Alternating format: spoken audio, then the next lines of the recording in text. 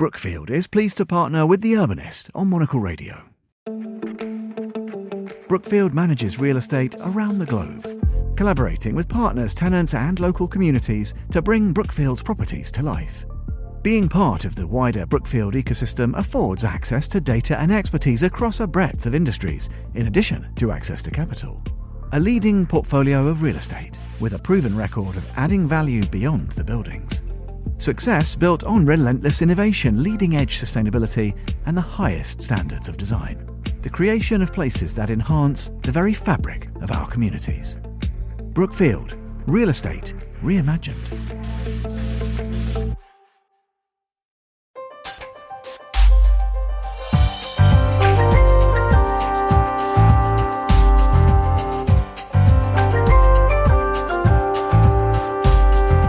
Hello and welcome to The Urbanist, Monocle's programme all about the built environment. I'm your host, Andrew Tuck. Coming up, we argue that women had a greater impact in the spread of modernism than perhaps they would have had they just stayed in the architecture realm. So they had a far greater influence, and I think we're just discovering what that influence is today. We bring together the Urbanist book club yet again as we review two recent titles you might like to add to your collection. From a retrospective on the lives of two unsung heroes of American landscape design to a history of the women who fought for recognition in the architecture field and helped to shape American modernism. That's all ahead in the next 30 minutes right here on The Urbanist with me, Andrew Tuck. You may not recognise their names, but Gilmore D. Clark and Michael Rapuano were some of the most important designers of the 20th century. Their public landscapes changed the face of America and launched it into the age of the automobile. The recent book, Designing the American Century, The Public Landscapes of Clark and Rapuano, 1915 to 1965, from the historian Thomas J. Campanella, looks at the legacy of the two designers whose parks, roads and housing estates helped modernise American cities. Well, I'm happy to say that Thomas joins me down the line now. Thomas, thank you for speaking with me. Now, can you tell me, firstly, a little bit more about the two perhaps slightly forgotten heroes of your book? These men were kind of forgotten. You're right. And it's extraordinary because their influence, their impact on American space, certainly on the metropolitan New York urban landscape, but also writ large by setting examples that were followed elsewhere in the United States and even elsewhere in the world. These men were every bit as influential as Frederick Law Olmsted and Calvert Vaux, about whom we know a lot, and glad for that. I mean, there are many books have been written about Olmsted and Vaux and their contributions, and yet Clark and Rapuano were really the Olmsteds of the 20th century, and yet pretty much nothing substantial has been written about them. They've been totally forgotten for reasons we can get into. Well, yes, let's get into the reasons for that. Is it because the time of their practicing is now associated with the likes of Robert Moses, who they were working alongside?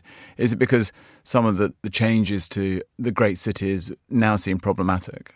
There's a number of reasons, one of which has to do with the enormous complexity of the kinds of projects they were involved with. These were not gardens for rich people where there was one client. These were very complex public works with many players, many people contributing to the engineering, the design, the construction, the management of these projects. So you have to first dig through all those individuals, all those actors to find, well, who really was leading the operation in terms of the generative design, the idea behind the actual design. And you mentioned Robert Moses. A lot of the work that these men were involved with had to do with projects that Robert Moses was leading. And it's always a lot easier for a journalist, a reporter, even scholars to look up to the top of the food chain and say, there's the person who, quote unquote, designed the Henry Hudson Parkway, for example. Otherwise, you get into the weeds of all these individuals, and it gets very difficult to attribute authorship. So I could see how a person like Robert Caro or many journalists and reporters over the years have just defaulted to Moses as the administrative head of a lot of these projects and concluded this was a Robert Moses project, when Moses himself repeatedly pointed out that he could have done nothing without this cast of characters that he had selected to be his, as he used to call it, his Moses men. And at the top of that list were Clark and Rappuano. They were involved in the Central Park Zoo, Jones Beach, the Palisades. So a huge number of projects that even visitors from overseas will have bumped into in contemporary times. But just coming back to that Robert Moses story, so Robert Moses, for listeners outside of the US, has become associated with a kind of an ambition to get Americans into their cars and to not be the greatest lover of wiggledy-piggledy neighbourhoods, a man who had a passion for a straight line. Just tell me, as they worked with Moses, what was their role? For example, when we think about the huge changes that he pushed through in housing or in transportation, what was their role there? So Moses was a great modernizer, and in many ways he was a creature of his generation, of his time.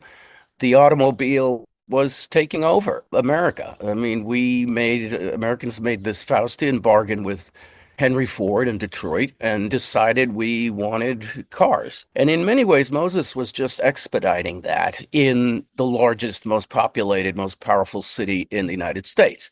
Now, the model for that motorization came from Clark mainly, and Rappuano a little less so, because the pioneering work in terms of the first modern highways in the world was being done by Gilmore Clark in Westchester County, just north of New York City. And Moses had nothing to do with that. Westchester County, then as now, a very affluent place, early adopters of the automobile in the 1920s. And they pioneered the design and construction of these limited access, relatively high-speed motorways they referred to as parkways. The very first one was the Bronx River Parkway. There's not a highway in the world today that doesn't have a little bit of the DNA of the Bronx River Parkway. It really was something new under the sun. And then, of course, that was followed by a number of other roads that Clark designed and helped build in Westchester, the Sawmill, the Hutchinson River Parkway. Moses caught on to this very early and met with Clark right after World War I. And the two hit it off. They became not only professional collaborators, but very good friends. And Moses basically said, hey, I want what you're doing in Westchester out all over Long Island. And that was the genesis of the Long Island State Parkways, Southern State, the Northern State Parkway, the Sagticos, on and on. And that park system that Moses was in charge of or led the building of in the 1920s, crowned by, of course, Jones Beach. And Clark was his consultant on all of that. What were the two men like? Were they ambitious urbanists? Were they passionate about the landscape? What were the skills that made them a success? That's a good question. And like many successful partnerships, many successful marriages, I should add, they complemented each other. They were not clones, and they certainly weren't antagonistic. Clark was the more urbane of the two. He was a bit older than Rappuano. He was better at front office operations, hobnobbing with potential clients. He was a lifelong dedicated member of the Century Association, which is a legendary club in New York City. He had ambition, but he was a relatively modest man and very religious. Rappuano was less inclined to be hobnobbing at the Century and actually bought an expansive farm in Bucks County, Pennsylvania, to and from which he commuted every day into the city. So he loved puttering around on his farm. Clark recognized Rappuano as a brilliant designer and even, more talented, more gifted a landscape architect and spatial designer than he was. So he was very smart to grab him as soon as he finished his term at the American Academy in Rome in 1929-30 and brought him on board to Westchester, a Westchester County park system. And so they really complemented each other well. Rappuano was the brilliant designer. Clark was the guy out getting jobs, managing the operation, and so forth. Now, Thomas, you're a professor of urban studies and city planning at Cornell. Tell me, when you see the work of these two men, do you think it still has merit today? What drew you to their story? I was drawn to their story in part because they were both Cornell graduates, and I had heard about them through a couple of my professors. This is 35 years ago. And I was astonished that no one had written about them. You can stack the books about relatively obscure designers who were active in what is referred to as the country place era, which was during the Gilded Age, and, landscape architects becoming really garden designers for the silk stocking set. And yet nothing about these men who shaped the world we're in to this day, for better or worse. I mean, I'm sitting at the house I grew up in Brooklyn. Just right around the corner is one of the biggest parks that they designed. You can't throw a stone in New York City without hitting something they were responsible for. Even the park benches, the classic concrete and wood slat park bench that you see everywhere in New York City, was designed by Clark in 1928. So I was fascinated by how did these two slip through the cracks? And being at Cornell, these were men that Cornell had shaped, educated, and, I really clicked with that. Now, to answer your other question, has their legacy endured? That's a great question because it's a mixed legacy. The parkways of the 1920s were these beautiful, sinuous linear parks. I mean, people wanted to live near them. Can you imagine that today? People wanting to live next to an expressway? What happened in the post-war period is that spun out of control. And speed and efficiency and just get me to my destination, the straight line that you mentioned earlier, became all the rage. And that's when we moved away from these sinuous parkways, which were really like Olmstedian parks drawn out along these tendrils out into the landscape. That's when we went with the expressway and started bombing our way through neighborhoods like the Cross Bronx Expressway and the Brooklyn-Queens Expressway. That's when a lot of damage was done as we continued to go down that garden path with the automobile. And, there's also the legacy of urban renewal that Clark and Rappuano were intimately involved with. They planned some of the first Title I urban renewal projects in the United States, which happened to be in Nashville, Tennessee. And just as a bit of background, Title I urban renewal in the United States was this well-intentioned program to get rid of what was called blight at the time, basically the neighborhoods, the homes of poor people, clear them away and build instead these Corbusian towers in the park that we thought at the time was a better solution to urban living. This did a lot of damage in almost every major city in the United States. And Clark and Rappuano were involved with many, if not almost all, of the big urban renewal projects that Robert Moses carried out in New York City. The book is out. It's a richly illustrated book as well. Are you hoping that this obviously redresses the issue about the lack of recognition of their work, but do you hope it has a ticket to go forwards in a way that it inspires people not to emulate what they did, but to come up with a new set of solutions for how spatial design works in our cities? It fills a gap, a really major gap in the literature on American urbanism, that I'm very happy to have contributed to getting rid of. We understand very well the Gilded Age era. There's plenty of work on the modernists who were active in landscape architecture and urbanism from basically the late 30s onward. But there's this public works era during the Great Depression that really has fallen through the cracks. And so I'm hoping this book really educates people and enlightens them about the contributions that not only Clark and Rappuano, but that whole forgotten generation of public works urbanists and designers, the work that they did. It's work that we still have today and has made our country and our cities much richer as a result. Thomas J. Campanella there. And thank you to him for joining me today. And Thomas's book, Designing the American Century, is available now via Princeton University Press. Speaking of unsung American heroes, the role that women played in shaping American modernism is often undersold. In the years before the Second World War, architecture schools had begun to enroll more and more women, But education was not a free ticket to success. The recent Women Architects at Work, Making American Modernism was written by Mary Ann Hunting and Kevin D. Murphy, and it outlines how barriers related to gender, race and class were broken by the hard-working women who ultimately shaped modernism in the United States. Monocle's Carlotta Rebello recently spoke with the two authors, and Carlotta began by asking Kevin what the starting point was that led them to collaborate on this book. Many, many years ago, I had become interested in the Boston architect Eleanor Raymond, who is very important to our story.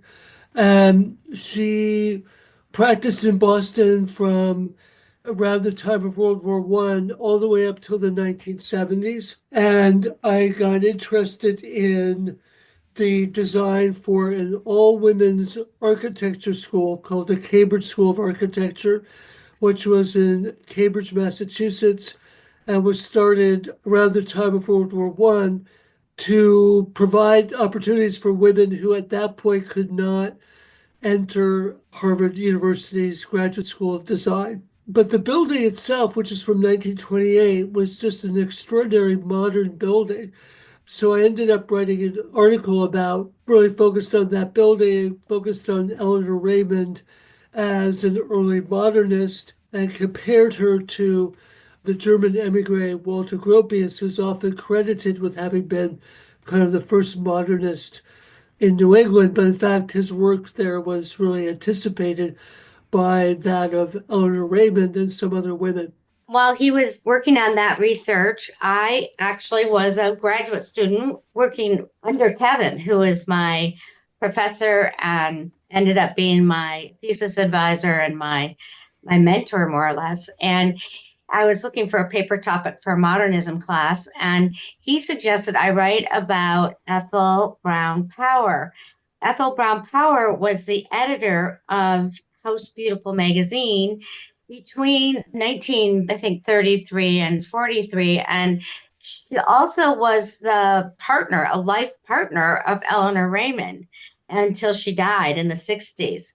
So we began to look at these two women, Ethel Power and Eleanor Raymond, together, and what is the influence that they had through their own collaborations. And this is something we did in graduate school, but then fast forward, 10 years later, I had graduated. I'd written a book on Edward Durrell Stone, who's a modernist.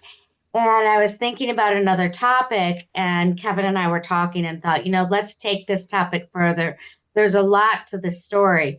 In the 1970s, during the second wave of feminism, a lot of the names had been recovered of the women architects or identified. But what we began to see is people like Ethel and Raymond, both who went to the Cambridge School, a lot of their work was missed because it was never put in public collections. And we were wondering, what did these women actually do? Can we find their student work? Can we identify what they ended up doing in a profession that was very male-dominated? And were they able to be architects, or were they something else? So we went in with a lot of questions about these women. And just a note, in order to find these answers, we had to depend on a lot of obituaries and then look for the descendants of these people, because they were mostly dead, and find the descendants through online searches, because a lot of the work now that we've found is in these private collections still. You mentioned there the fact that this was an extremely male-dominated field, and there is this element, these are stories of resilience among these women and among trying to make their voices heard through their work. How does that translate during your research and during, the work behind this book as you were discovering and chasing those stories as you were describing? The sexism in the office or in the industry and in the profession is a giant factor for these women. And so we really tried to establish, well, then it was almost a given. So if they got to the point where they really graduated with an architecture degree, that alone is resilience. Then what were their strategies in their workplace? And how did they find their way into the big firms, or didn't they get into the big firms? And we found Well, one of the primary strategies for them was their collaborations with like-minded women, with men, with husbands, with family members. But it was through collaboration that they seemed to succeed in various industries. So one of our arguments is that in a period in which they were barred from the usual, or not the usual, but the aspirational career path of male architects, which was to be kind of junior architect in a firm and then work your way up and potentially become a partner or start your own firm, where that was not so available to women. What we argue is that they found other ways of expressing their interest in design and particularly in modernism. So when you use the term resilience, that's I think, a really important one, and just underscores the degree to which they found workarounds for this basically sexist work situation. I wonder, was it apparent a difference as well in the design itself? The book is wonderfully illustrated as well, and photos, but a lot of illustrations as well of the sketches and work of all these figures. And I wonder if when assessing, the designs themselves, does the female approach warrant a different type of design? That's really interesting. That's an important question because in the period that we're looking at, so from around 1900 through the 40s or 50s, there was a lot of discussion in the press about what were women's particular abilities with regard to design. And sometimes they were thought to be, more adept at understanding domestic architecture because of being homemakers. They had a particular ability to, think about function of a home and so on. So there was that piece, but we didn't want to be essentializing about it. But we did find, Marianne's already said that their practices tended to be collaborative, but moreover, we found that their approach to modernism, which is what we really focused on, was one that emphasized a kind of integration with tradition. So for instance, they would use some of the materials that were associated with modernism, like concrete and steel and so on, and glass, but at the same time might also employ traditional materials in the US, particularly domestic architecture, things like wood and stone and so on. What comes to mind is one of our women, Frances Baxter Corton. She went to Cambridge School, then she transferred to Harvard when it opened and graduated. She partnered in Lincoln, Massachusetts with a male architect, Konstantin Pertsov, and they formed a partnership, which is interesting because more often you'll hear his name mentioned in their work and not hers, but they clearly had a partnership based on all their drawings that were signed together. And we found a comment saying that she built her own modern house in Lincoln, and she would bring her clients to the house. Franny, they called her. She'd give them a cup of tea, and her kids were running through the house while she discussed with them the plans for their houses. So these are both men and women, obviously, the clients, but she completely put them in a home atmosphere and a home environment that was functional while discussing these new designs people were having that were very, very modern, but also very, very functional. It was interesting to read that when one of the women featured in the book, I think is Charlotte Gibbs, got to the architecture school and kind of discovering her love for it. And it's a quote about, how she's wavering from her first love, landscape architecture, towards more architecture and how the two are connected. And I thought that was so significant to the time that you are capturing in the book. And almost it was the first time that these women were allowed to actually also explore their own passions and to see where they would grow. Was that something that you found through other stories too? Well, I would just make a caveat there that many of these women were graduates of women's colleges who then went on to graduate study at the Cambridge School and elsewhere. And I think that those women's colleges really provided a place where they did have that opportunity to really explore their interests and their creativity and so on. But we did have some women, for example, one woman's husband got into Harvard, I think landscape school, and then moved the entire family, to Cambridge. And he was studying landscape. And she thought, well, I want to study landscape too. This is fascinating. And of course, Harvard would not take her before 1942. So she found her way to the Cambridge school, started in landscape architecture, thought, well, actually, I'm loving architecture. So she switched to architecture and had quite a career in architecture, often collaborating with her landscape husband. So there are some stories like that as well. It's interesting to hear about, those stories, those partnerships, which seem to, pepper through a lot of these. And you earlier alluded to what a lot of these women ended up doing afterwards. Some joining practices, but other doing something entirely different. Can you tell me a few examples of where did these women end up and how many of them actually pursued their passion? One of the areas that we found the women really gravitated to was retail, furniture, and design. If you think about it, these modern houses were started to be built in the 30s and the 40s, but there was not much to put in them. They imported some Alto furniture, those that could afford it, but there wasn't a lot of furniture out there. So as that industry and that trade began to develop locally, the women were setting up retail stores, trying to sell the furniture and design services with it. Sometimes they did it just as women. Sometimes they were married to an architect husband. And it was the architect husband who was very much in the background, making the contacts, for example, with Alto, who was beginning to manufacture his furniture in the United States. This is in the late 40s, early 50s. So it depended on the situation, but oftentimes there was that architect husband kind of lurking in the background in that retail industry. But they also ended up being journalists and writers, professors, designers. I want to say two things. One is to the furniture story. I don't know if you've seen the film The Brutalist, but early in the film, this emigre architect post-war designs this tubular steel furniture for his brother, who has a furniture store in Philadelphia, puts this tubular steel furniture in the window, and it's very unfamiliar. So that really resonates with our story that modern furniture was very hard to come by in that period in the US.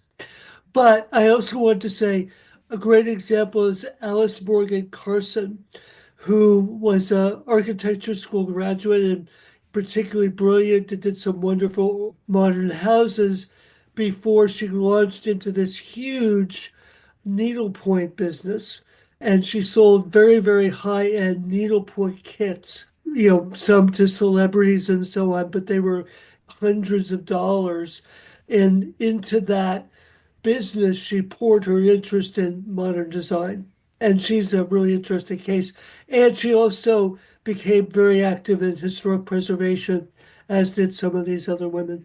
And I guess just finally, recent numbers by the National Council of Architectural Registration Boards, this is in Washington, D.C., say, over the past 5 years, gender representation has increased in the architect population, the new architect population. So now 43% is composed by women, 62% of architects are still white men. But, the number has increased significantly from just 5 to 10 years ago. And hearing, about this book and these unsung stories that you compiled, I'm curious, how you view the future of the industry. Are you hopeful for fewer women to go undiscovered and for their work not to be credited, for more female architects to enter the profession? Having worked in this, period of time and knowing the reality of today, how do you look at it? Perhaps we start with you, Kevin. I have to say I'm deeply pessimistic about our current situation, given the attack on diversity, equity, and inclusion, and the permission that's being now given by our administration to embrace a kind of culture in which white men are thought to be, the only authorities in many fields. So that kind of larger situation gives me extreme pause and concern. With regard to women architects in particular, I don't work in a firm, so I can't really speak to that situation, but I know that among historians and critics, there's a keen interest in the work of women architects that I don't think can be extinguished.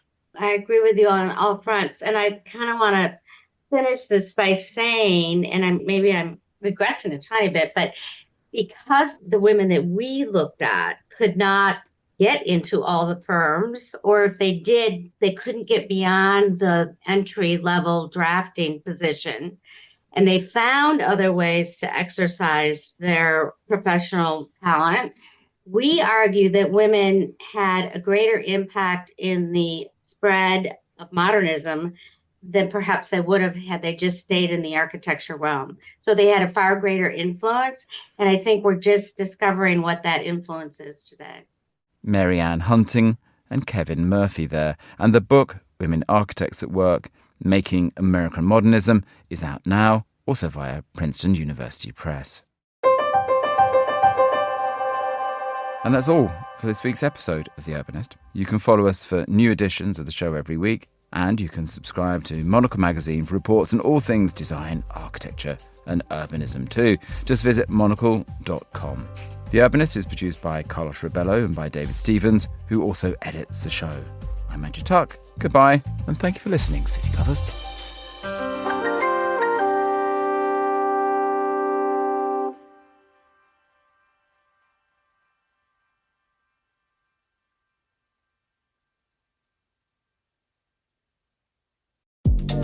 On The Urbanist, we're always asking what makes a city truly livable. This September, find some answers in Barcelona as Monocle hosts its annual Quality of Life conference. 3 days of panels, ideas and good conversation with global mayors, architects and policy pioneers, all over good food and a glass of something local. Find out more and book your seat at monocle.com/conference.